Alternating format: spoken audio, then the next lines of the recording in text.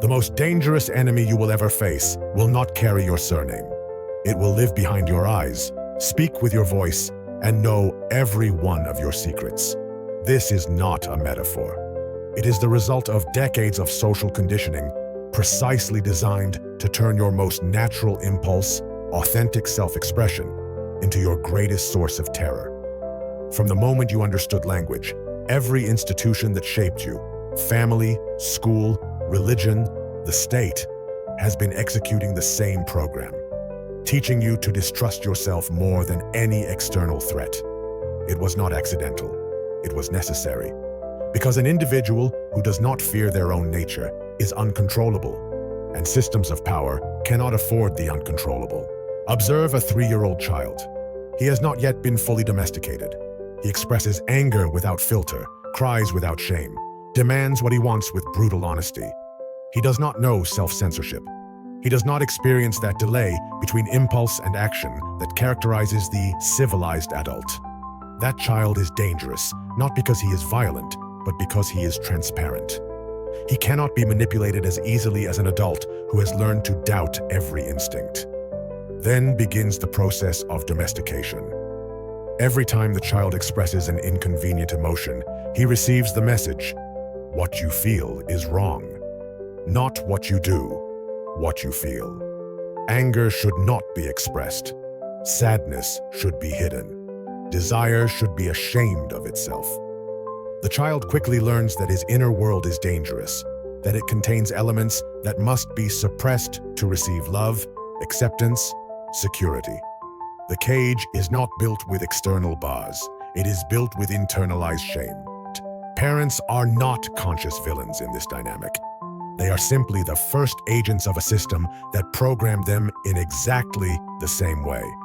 When a parent tells their child that children do not cry, they are not expressing a biological truth.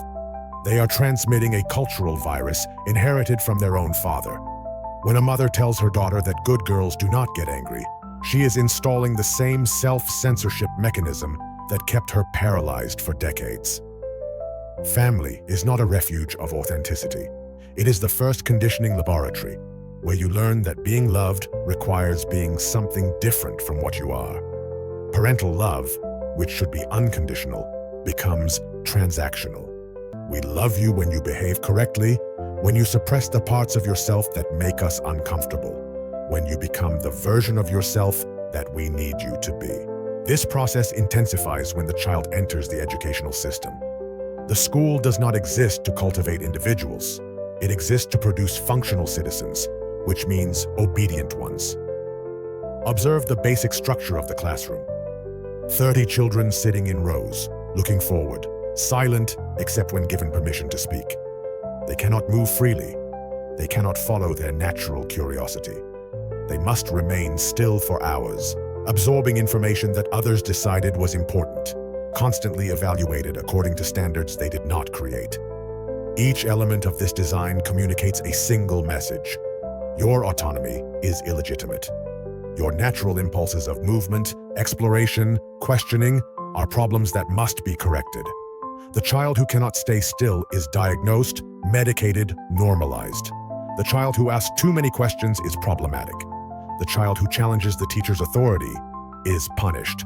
What is being taught is not mathematics or history. It is submission. It is the fundamental lesson that your internal judgment is inferior to the judgment of external authority, and it functions with a chilling efficiency. By the time a student reaches adolescence, the mechanism of self-censorship no longer requires external surveillance. It has been fully internalized. The adolescent no longer needs a parent to tell them that their anger is unacceptable. That voice now lives inside their head, constantly criticizing, judging every impulse, generating anticipatory anxiety before every genuine desire. Psychology calls this the superego, but that clinical term hides the violence of the process. It is the voice of the system operating within your skull. It is the authority you internalize so deeply that you can no longer distinguish it from your own voice. You believe you are thinking, but you are being thought by power structures that planted their flags in your psyche before you had the capacity to defend yourself. This internalization of control is the ultimate achievement of any power system. The most effective dictators do not need soldiers on every corner. They need citizens who monitor themselves. Foucault analyzed this brilliantly with his concept of the panopticon, a prison designed where prisoners never know if they are being watched, so they assume they always are and constantly modify their behavior. Eventually, the watchtower can be empty. The prisoners have become their own jailers. This is not abstract theory. It is exactly how your mind works. You carry an internal panopticon. You constantly watch yourself, evaluating every thought, every desire, every impulse according to standards you don't even remember accepting. And when you detect something dangerous, something that would violate internalized norms, you experience anxiety, guilt, shame. These are not natural feelings. They are control mechanisms operating exactly as they were designed. Religion perfected this technology millennia before Foucault wrote a word. The concept of sin is brilliant psychological engineering. You don't need to punish every transgression externally if you can convince people that an omniscient observer is monitoring every thought. God is not just an external authority. It is the authority you can never escape because you carry it inside your own conscience. The Christian who feels guilt for sexual thoughts, the Muslim who feels shame for doubting faith, the Jew who punishes himself for violating the Sabbath, all are experiencing the same mechanism, internalized fear of the authentic self. Religion does not tell you that God is judging you. It trains you to judge yourself with the severity you imagine God would use. The eternal punishment of hell is less effective than the hell you create moment by moment within your own mind when your natural desires clash with the commandments you internalized. But religion is losing its dominance in secular societies. The system needed new mechanisms. It found them in the psychopathologization of normality. Modern psychiatry, especially in its marriage with the pharmaceutical industry, has created a new language to label natural human behavior as illness. Are you restless, curious, unable to concentrate on tasks that do not interest you? You are not a normal human with legitimate preferences. You have an attention deficit disorder. Do you experience genuine sadness in response to genuinely sad circumstances? You are not having an appropriate human response. You have clinical depression. Do you feel anxiety at the prospect of conforming to a system that violates your values? You are not experiencing healthy cognitive dissonance. You have generalized anxiety disorder. In each case, the problem is located within the individual, not within the conditions that generate the response. And the solution is always the same: medication that suppresses symptoms without questioning the causes. I am not arguing against the reality of genuine mental illness. I am pointing out how the language of pathology has expanded to capture increasingly broad ranges of normal human experience. This is beneficial for two groups: the pharmaceutical industry, which sells billions in medications for conditions that previously did not exist, and the power system, which now has a medical justification to suppress any behavior that does not conform. A child who rebels against arbitrary authority is not a developing critical thinker. It is a case of oppositional defiant disorder that requires intervention. An adult who refuses to participate in the consumer economy is not making a philosophical choice. They are exhibiting signs of depression that require treatment. The system has medicalized dissent. It has turned nonconformity into a symptom. And the darkest part is that this process makes you an accomplice to your own suppression. When you experience anxiety because your desires do not match what is expected of you, you do not question the expectations. You question your desires. You seek therapy, not to free yourself from conditioning, but to better adapt to it. You want them to fix you, to make you capable of functioning within the system without so much suffering. Modern therapy, in its most common form, is not liberation. It is optimization. It helps you lubricate your fit into the social machinery. It teaches you coping techniques, not so you can confront the fundamental contradictions of how you are living, but so you can tolerate them with less friction. You leave therapy not more free, but more efficiently domesticated, capable of generating economic productivity without collapsing under the weight of your own alienation. Schopenhauer saw this with a clarity that still wounds. He wrote that life oscillates between pain and boredom. The pain of desiring what you do not have, and the boredom of having obtained what you desired only to discover that it did not satisfy you. But there is a third category that he did not fully explore: the pain of desiring things that you have been taught you should not desire. This is the specifically human suffering, the product of civilization. The animal does not experience conflict between its desire and morality. The dog that wants to eat simply eats if it can. It does not feel guilty about its appetite. But the civilized human experiences layers of conflict before satisfying any desire. Is it appropriate? What will others think? Am I being selfish? Does this violate any standard I have internalized?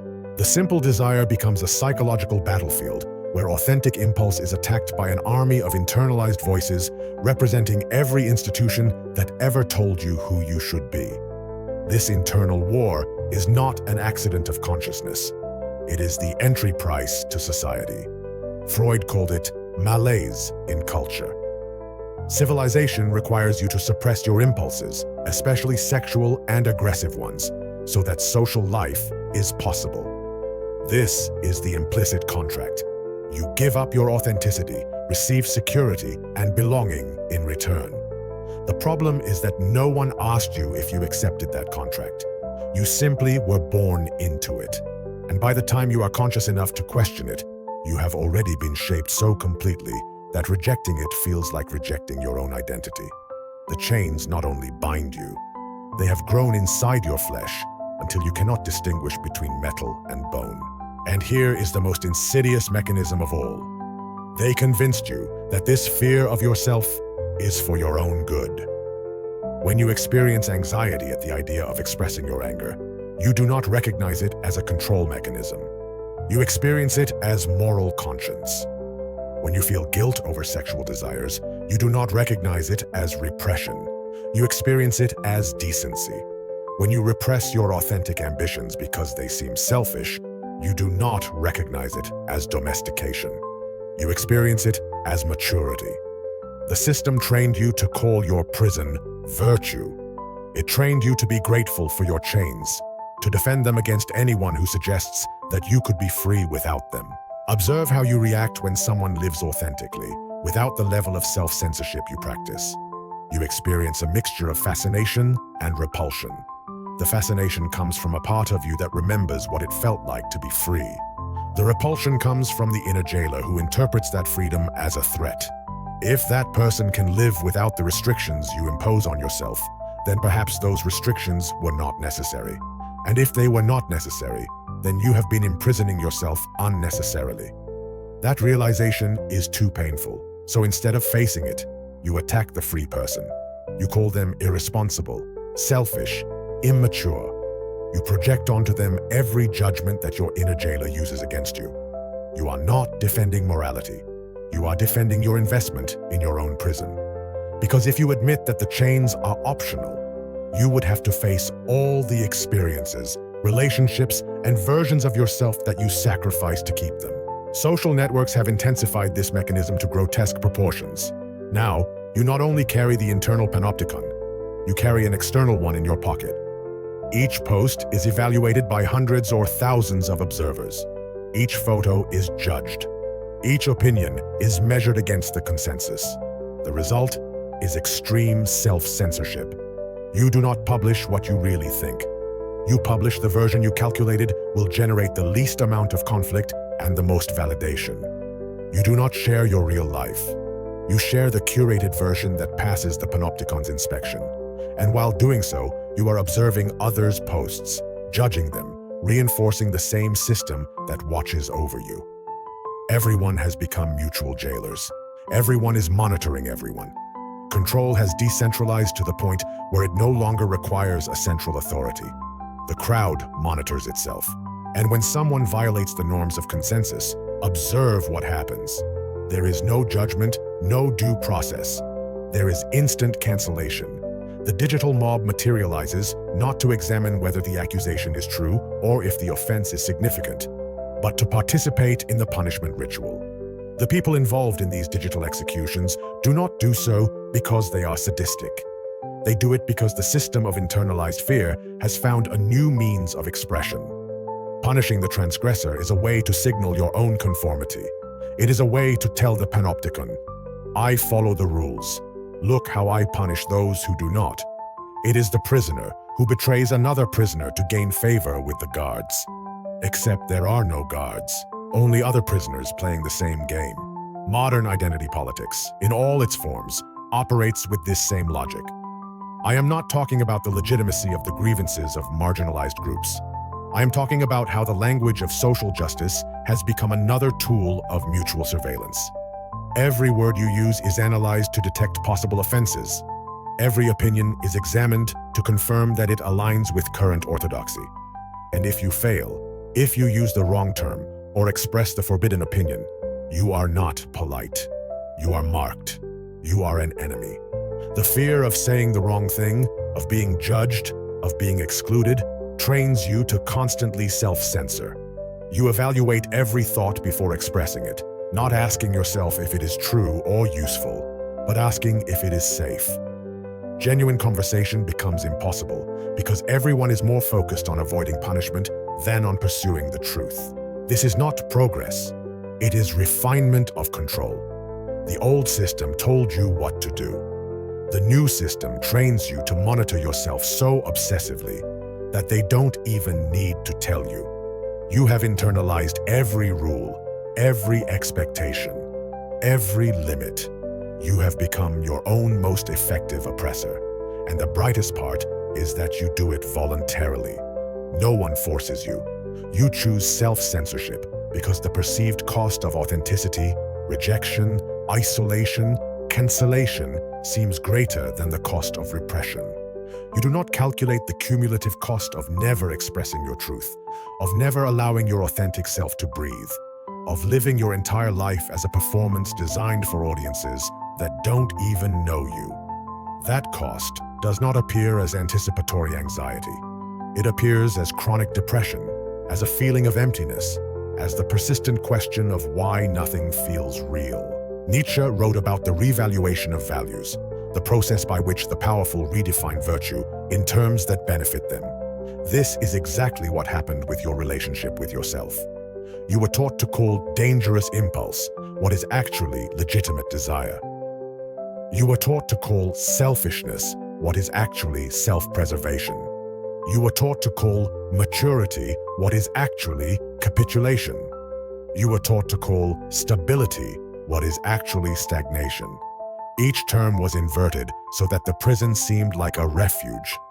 And now you defend your prison with the same fervor that others might defend their freedom because you can no longer distinguish between the two. Work, that institution that consumes most of your waking life, operates with the same internalized control logic. You don't need a supervisor constantly watching you. You carry the supervisor inside your head. You feel guilty for taking a break, even though you are entitled to it. You feel anxious about not responding to emails outside of working hours, even though you are not being paid for that time. You have internalized productivity expectations so completely that you exploit yourself more efficiently than any boss could. And when you feel exhausted, when your body begs you to stop, you do not question the system that drains you. You question yourself. Why can't I handle this? Why do others seem to manage? It must be a defect in me. You never consider that perhaps the normal response to inhumane conditions is suffering, and that those who seem to handle it well have simply dissociated more completely from their own needs. Your romantic relationships are infected with the same fear. You do not express your true needs because you were taught that needing is weakness. You do not set boundaries because you were taught that boundaries are selfish. You do not end relationships that harm you because you were taught that commitment means enduring anything. In each case, you are prioritizing internalized norms over your true well-being. You stay in situations that consume you because the fear of disappointing others, being seen as a failure, or violating expectations is greater than your impulse for self-preservation. The result is that you live a life that feels like it belongs to someone else. Because in a certain sense, it does belong.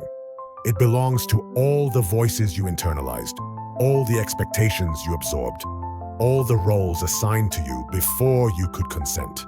And when finally the weight becomes unbearable, when the dissonance between who you are and who you forced yourself to be reaches a critical point, you experience what the system calls a nervous breakdown.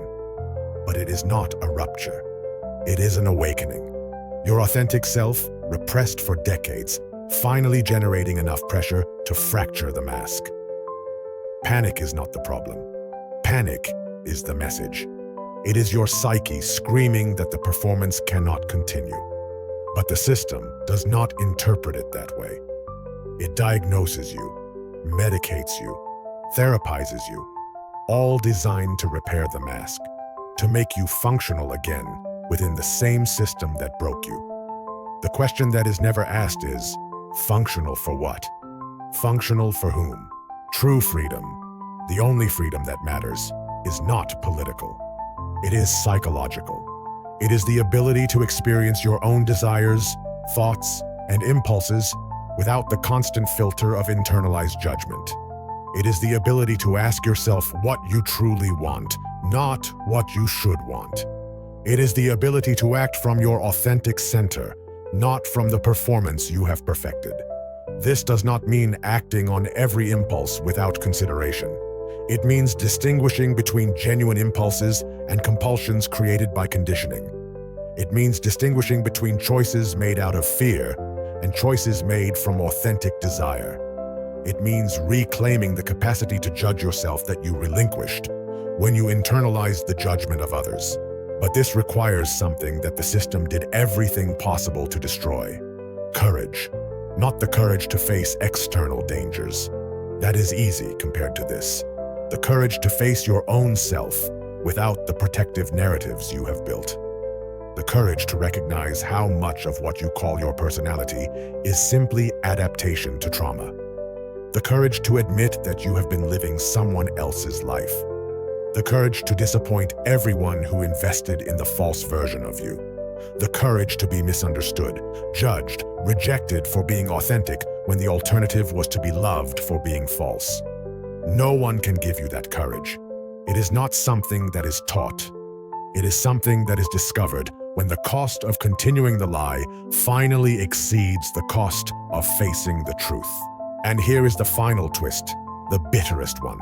Even as you read this, even as you recognize the truth of these mechanisms, the inner jailer is working to neutralize the message. It is finding reasons why this does not apply to you. It is categorizing this as interesting entertainment rather than a call to action.